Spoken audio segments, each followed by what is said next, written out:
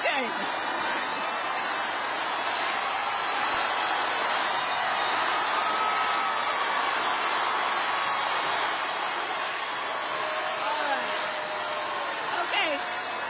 Okay, let's settle down.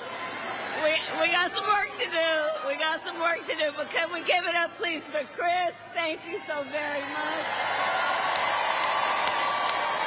All your leadership. And Michaela, I was looking for you. I don't know where you are, but I'm saying hello to you, too, because you are part of the reason I do what I do. Thank you. All right, Harrisburg, are we ready to do this? Are we ready to vote? Are we ready to win? Yes, you are right. Oh, it is good to be back in Pennsylvania and with so many incredible leaders, including your extraordinary Lieutenant Governor Davis, State Representative Kim, and Mayor Williams. And let's send Bob Casey back to the United States Senate. All right. Okay, so this election is underway, and I want to thank everyone for taking the time out of your busy lives to be here this afternoon, for us to all be under one roof together, sharing this moment of commitment to our country and each other. I thank you all for the time that you are taking for us to all be here together.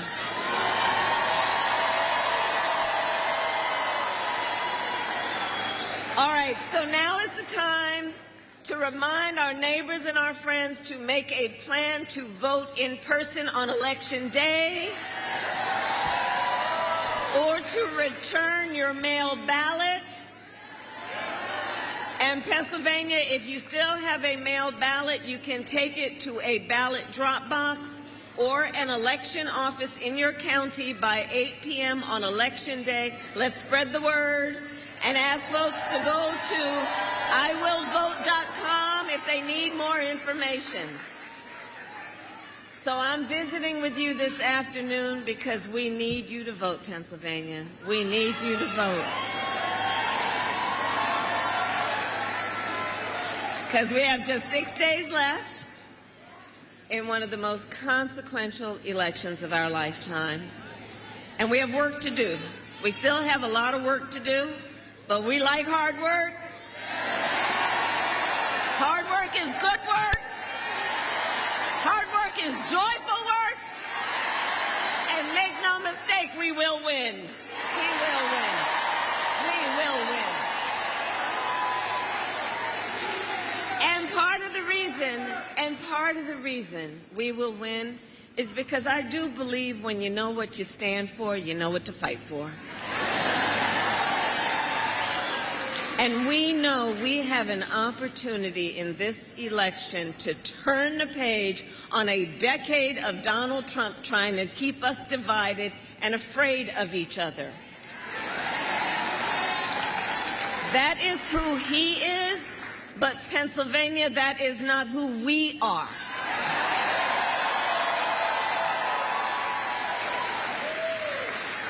And I know plenty of folks are just exhausted with it all and know that it is time to stop pointing fingers and to start locking arms.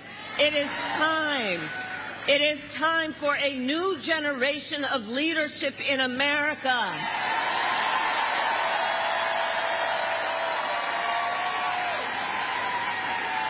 And together with you, we will do this, and I am ready to offer that leadership as the next President of the United States of America.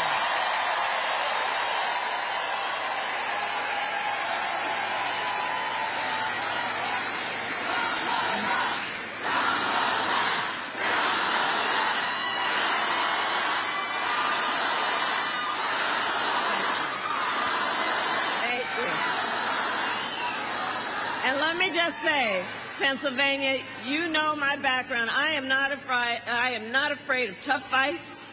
For decades, as a prosecutor and the top law enforcement officer of our biggest state, I won fights against the big banks that were ripping off homeowners, against for-profit colleges that scammed veterans and students, against predators who abused women and children, and cartels that trafficked in guns, drugs, and human beings. And if you give me the chance to fight on your behalf as president, there is nothing that will stand in my way of working for you.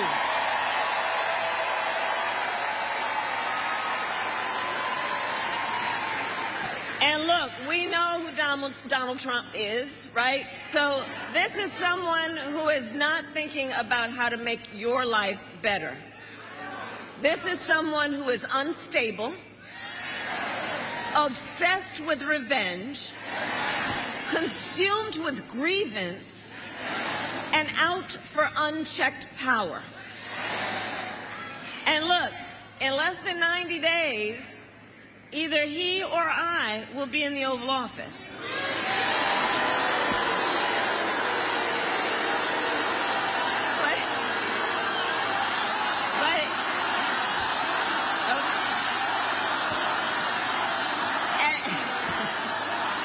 Because here's the thing, we know if he is elected on day one, Donald Trump would walk into that office with an enemies list. When I am elected, I will walk in with a to-do list.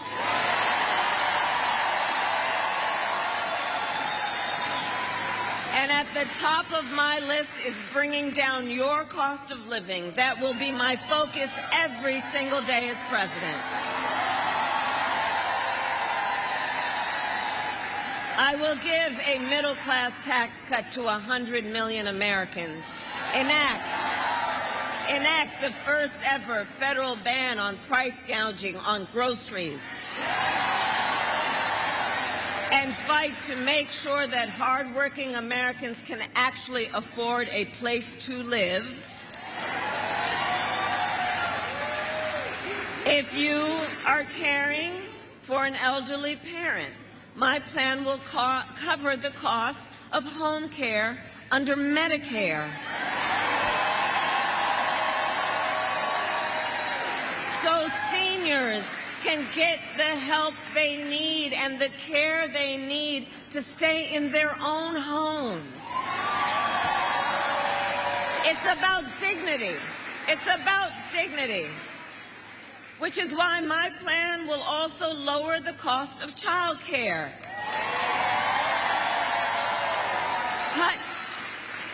Cut taxes for small businesses and lower health care costs, because I believe health care should be a right and not just a privilege of those who can afford it.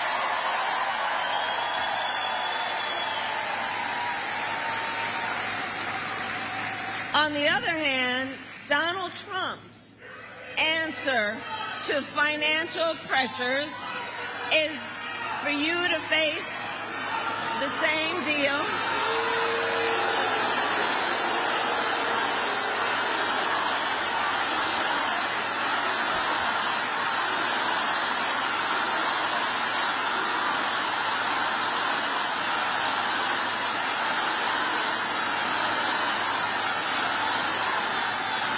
Here's the thing.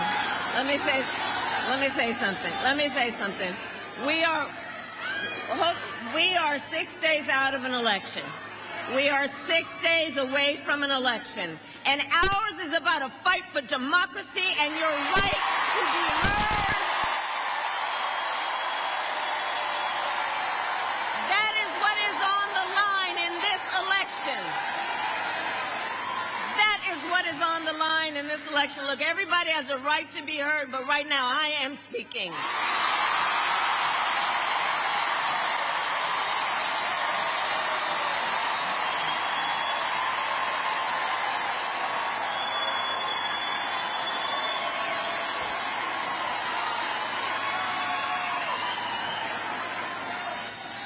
And one of the biggest issues that folks around the country want to talk about and hear is about how we are going to bring down the price of living for working people.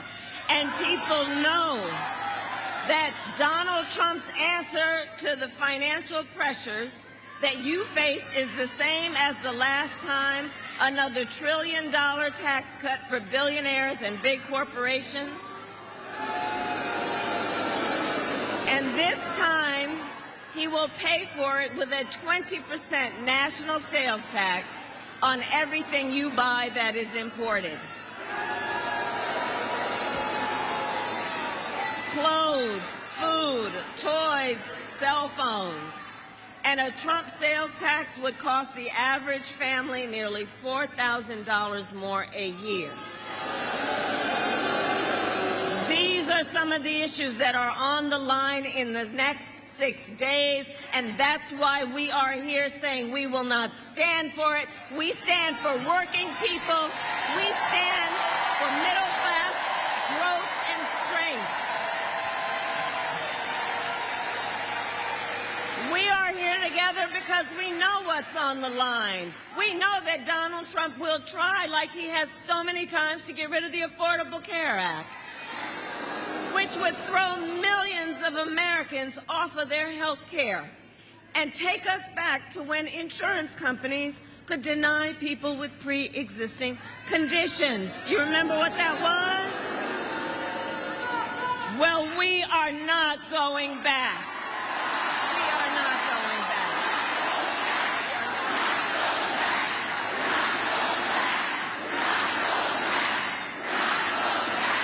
We're not going back.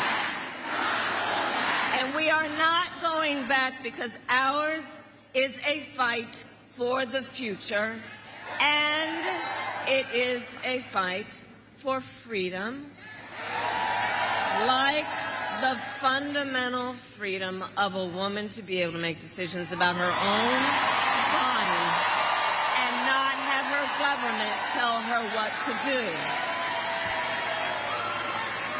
And we remember how we got here.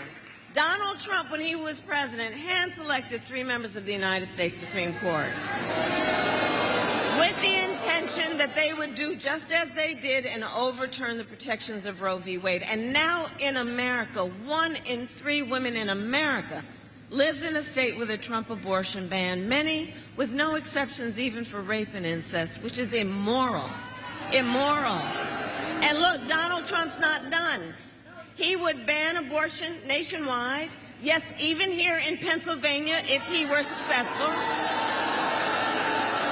He would restrict access to birth control, put IVF treatments at risk, and force states to monitor women's pregnancies. Just Google Project 2025, read the plans for yourself. And let us agree, one does not have to abandon their faith or deeply held beliefs to agree the government shouldn't be telling people what to do. Not the government. Not the government.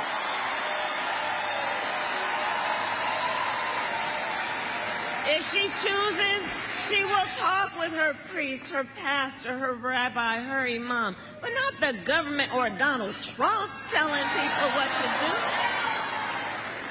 And I pledge to you, when Congress passes a bill to restore reproductive freedom, as President of the United States, I will proudly sign it into law.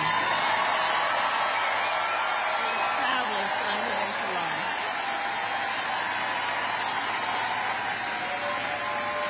So, Pennsylvania, I am asking for your vote.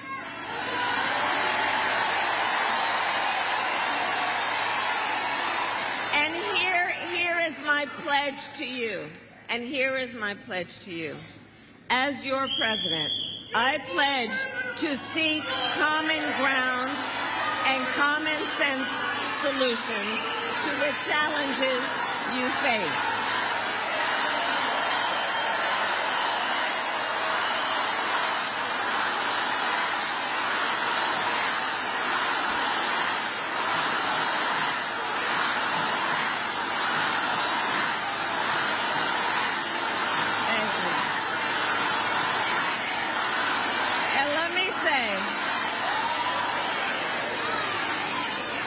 Look, I'll repeat it. We are fighting for a democracy. We love our democracy. It can be complicated at times, but it is the best system in the world.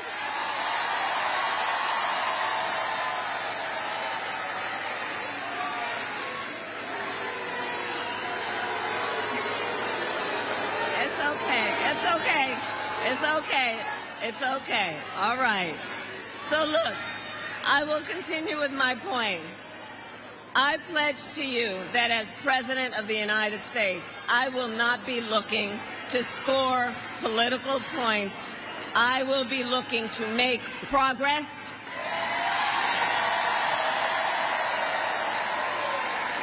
And I pledge to listen to experts, to those who will be impacted by the decisions I make, and to the people who disagree with me.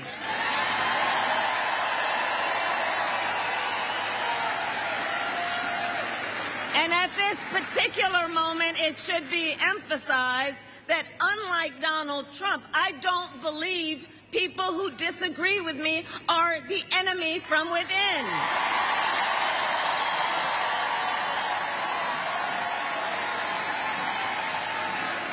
He wants to put them in jail.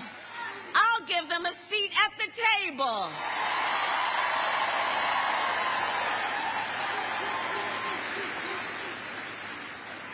And I pledge to be a president for all Americans and to always put country above party and self.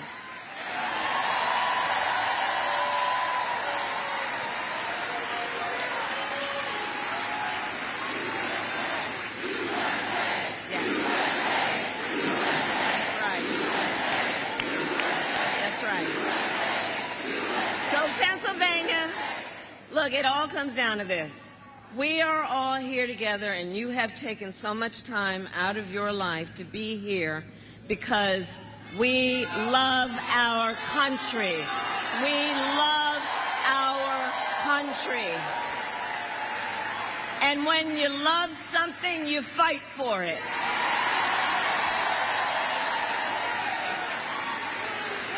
And I do believe it is one of the highest forms of patriotism, an expression of our love of our country, to then fight for its ideals, to fight for the ideals of our country, and to fight for the promise of America.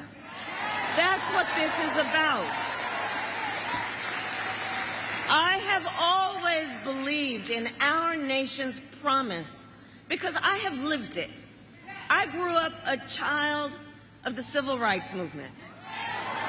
My parents would take me to marches when I was in a stroller, where people from all walks of life, all kinds of backgrounds, came together to fight for the ideals of our country, the ideals of freedom and opportunity.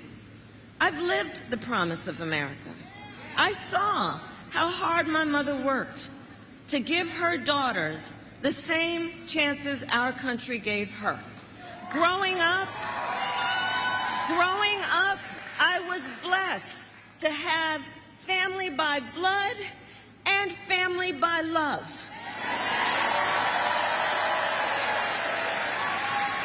Who instilled in me, like all of us, who instilled in me the values that have always defined our nation at its best, like the value of community, of compassion, and faith. I've lived the promise of America. I've spent my life fighting for people who have been hurt and counted out, but who never stop believing that in our country anything is possible.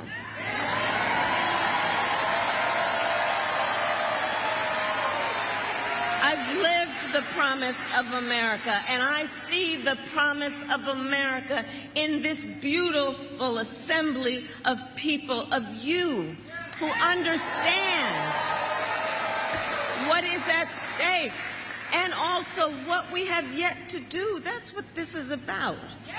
This is about our joy and our optimism, about what has yet to be done that we can do together as one community of people who love their country. And I see then the promise of America in, for example, the women who refuse to accept a future without reproductive freedom.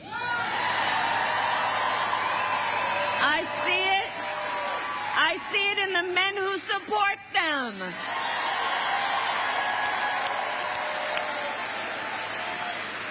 I see it in Republicans who have never voted for a Democrat before, but put the Constitution of the United States before party.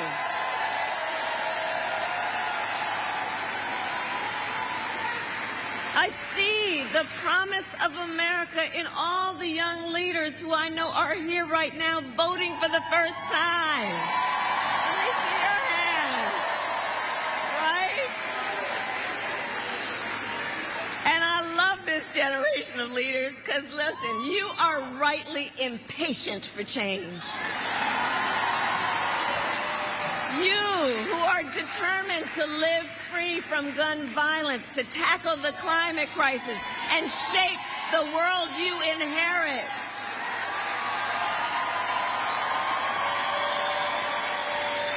For these young leaders, let me tell you, none of this is theoretical for them. It's not political for them. For the young leaders, this is their lived experience. And I see you and I see your power, and I am so proud of you. Let's hear it for our first-time voters.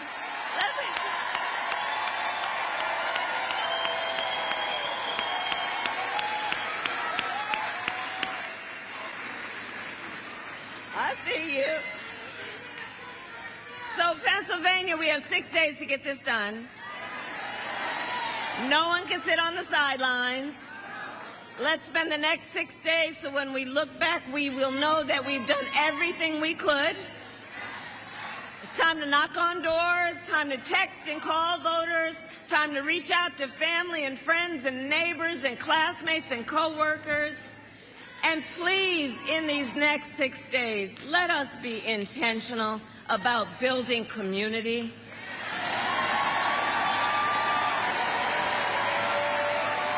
In these next 6 days, let us please be intentional about building coalition. And let us remember, we all have so much more in common than what separates us.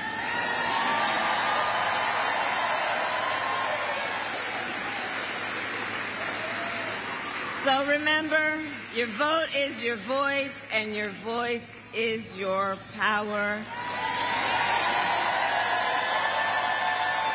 And I will end by asking you, Pennsylvania, are you ready to make your voices heard? Do we believe in freedom? Do we believe in opportunity? Do we believe in the promise of America? And are we ready to fight for it? And when we fight, we win. God bless you, and God bless the United States of America. God bless you.